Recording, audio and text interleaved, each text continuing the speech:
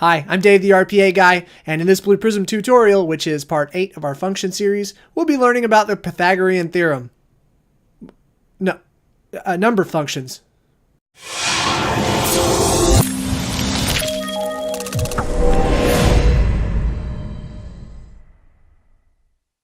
As we go through these number functions, I want to encourage you to open Blue Prism yourself, pause me now and then as I'm talking away, try out the number functions yourself and see how they work out. That's really going to be the best way to nail it down for yourself. And as always, let's go ahead and zoom in on our window and we'll get started. Now you'll see that the order I have these calculation stages on here that relate to each of the functions are not in the same order you'll see it in the calculation stage when you look under the number functions. You'll see you have add, decimal, pad, divide, log, multiply, power, round down, round up, round, square root, and subtract. I have that in a different order here, and the reason for that is I think it's a little bit easier to split them up into sort of different groups. So first we'll talk about the basic functions is add, subtract, multiply, divide. We probably all understand that, but I'll show you some examples of how to use that in calculation stages. Then we will talk about logarithm and power, which are opposites of each other. And then we'll take the square root of a number. We'll also pad one of our numbers with a few decimal places, and then we will take one of our decimal outputs and we'll round down, round up, and then round, see the differences between those. And then we'll have a little bit of fun with the Pythagorean theorem. Everything in this first block that you see here says input equals A and B. So we're using A and B for our inputs for all of these calculation stages at one point or another. So let's start here with add. It's going to be A plus B, and then we have our output going into add result here. So let's step, our output is 130 because 125 plus 5 equals 130. Next, we've got subtract. Same thing, A minus B, and then we have our output subtract result in let's step. We have 120 because 125 minus 5 is 120. Same thing for multiply. A times B,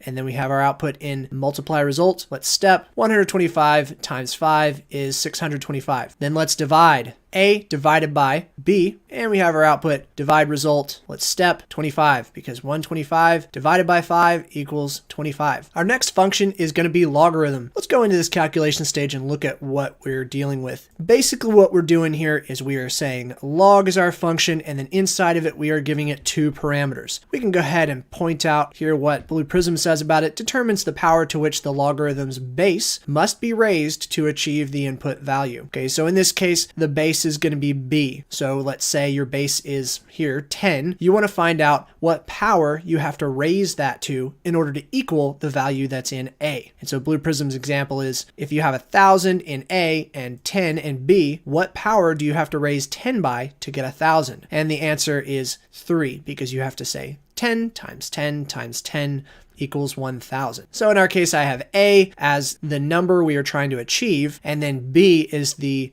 base that we're trying to determine what power do we have to raise B to in order to get A. So we can run this, and it turns out that the result is 3. You should be able to multiply 5 3 times to get A. So 5 times 5 times 5 should equal 125. Luckily, our next function we can use to determine whether we were correct on that function. Power, you have B, which is base over here that we were talking about before. What power do you have to raise your base by in order to achieve that first number? So in this case, we are actually taking that base and we are trying to raise it to a certain power. And since we just found out what we have to raise B to in order to achieve the value that was in A, we found out it was 3. And we are going to find out B raised to the power of log result is going to be 125. So we have proved to ourselves that the log function is working as we'd expect it to. The next function is square root. This is pretty simple. It's just SQRT, some number inside of the parentheses for the input, and it will tell you what the square root of that number is. In our case, we're using A, so let's find out what the square root is of 125. Square root is 11.180339, and then a bunch of other numbers. This is actually really useful because we have a few functions in just a second that we need to use to cut off the decimal places and round. But before we get to that, our next function is DECPAD, or decimal pad. What this is doing is taking a number that you give it, and it will ensure the number it puts out will have at least the number of decimal points you ask for. So let's look inside here.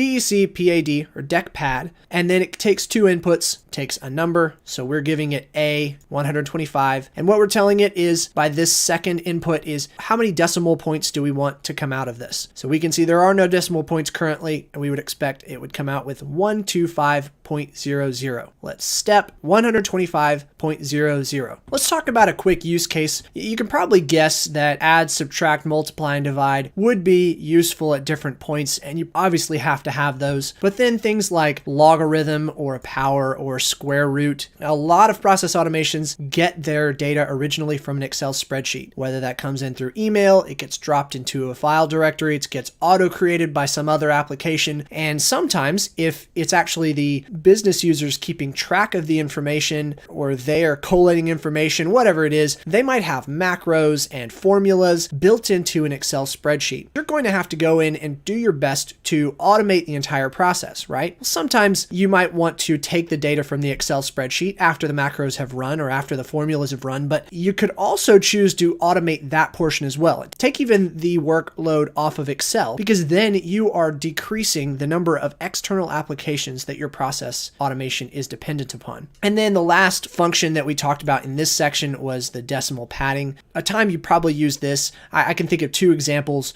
One is that the application you are putting data into requires that a certain number of decimal points be in all of the data that you enter into it, or it will give you an exception or an error. The other example is that if part of the business rules, the users that you are automating this process for, they require those decimal points to be in it and to have a specific number of decimal places, this is a safe function to use. And let me show you why. So I've changed this value to 125.23, and I'm going to step and show you that it won't throw us an error, even though this is not how we used it before. Okay, so there you go, 125.23. So this effectively did nothing to our data, but that's because the function is designed to look at it and determine if zeros need to be added to the end, along with a decimal. The last three functions that we want to look at all have to do with rounding. The first is round down. Let's look inside this calculation stage so we can see this a little closer. We have RNDDN for round down, and then we take two inputs. The first is the number that we want to round down, and then the second number tells us how many decimal points we want to have. Round down, we'll take our number right here, this square root result. As you can see, it spit out a long list of decimal places, so we should be able to use this for our next three functions. Let's step, and we can see that round down took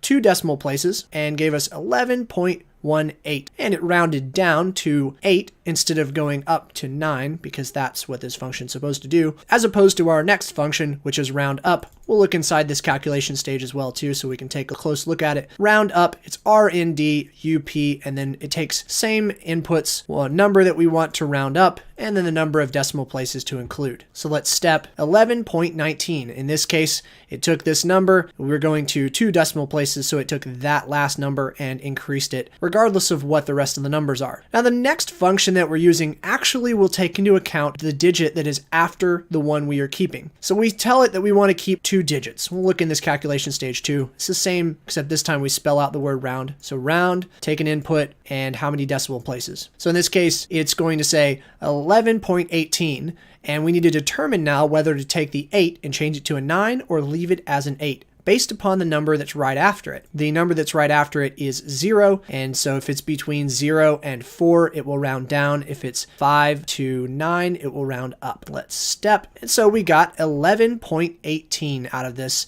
That's exactly what we would expect because our number was 0 after the 8, and so it rounded down. And now, the moment you've all been waiting for. The Pythagorean Theorem. I'm going to bring up a little picture here for you to look at while I talk about this. Just want to make sure everybody knows what the Pythagorean Theorem is before we continue and show this. So you got a right triangle. This is actually useful in life. Look it up. Google's all, at your fingertips and stuff. Sometimes you want to find out in life what the length is of one side of a triangle. Given that you have the length of this side and the length of this side, and specifically when this triangle has a 90-degree angle on one of the sides. You want to find out what the length is of the side that is opposite of this 90-degree angle. By some magic or mathematical wizardry of science, you can use this calculation to determine what the length is of this side, given that you know the lengths of the other two sides. So let's jump into that and see it. In our calculation stage, we have our blue prism representation of the Pythagorean Theorem, where we are taking an input of A and B, which are represented with the same letters as in our picture. A is a length of a side, B is a length of a side. What we're doing is raising that to the power of 2, which is the same thing as squaring it, A times A. Then we're taking B to the power of 2, which is the same thing as squaring it, B times B. Then we add those two things together, because this is order of operations, and in order of operations, the things inside the parentheses happen first. We add those two things together. The result of that, we'll then take the square root of it. After we've gotten the square root of that number, then what's left, we will be taking this round function. We are going to be rounding it off, whether that's down or up, as we just saw, to 2 decimal places. And the last thing on the outside here is that we are going to take the result of all of this, which will be a number. We're going to concatenate that with meters, because we're just saying that our triangle is in meters. Now let's step and see what we get from A, the length of one side, and B, the length of the other side. So we have a very thin triangle where one side is 125 meters long and the other side is 5 meters long. So we need to know what the length is of C. And so our hypotenuse is 125.10 meters. Isn't that fantastic? Now we can all go out and do our do-it-yourself projects. So we have learned about some of the different number functions available in Blue Prism. One word of caution is don't look for the if statement capability inside of a calculation stage. I know at least one of you is wondering that, hey, where's my if statement inside of a calculation stage? What if I want to make a decision in the middle of a calculation? Well, sorry. In this Blue Prism tutorial, which is part 8 of our function series, we are almost done with the function series. One more left. We're going to be moving into the text functions in the next video. And then after that, it's open-ended. Not sure where we're going to go after that. Maybe application modeler. I think we might do a couple videos on that before we move on to the VBOs.